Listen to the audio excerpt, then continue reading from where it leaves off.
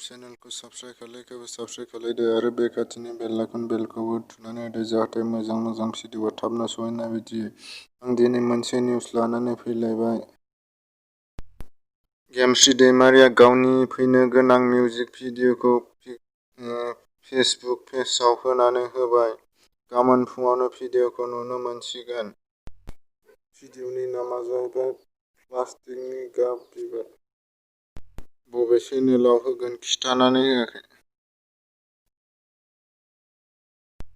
मुंदांखा बर'नि आर्चारि गेलेग्रा गहेरा बर'आ दिनै दिल्ली फारसे देहा फाहामथायनि थाखाय थांबाय।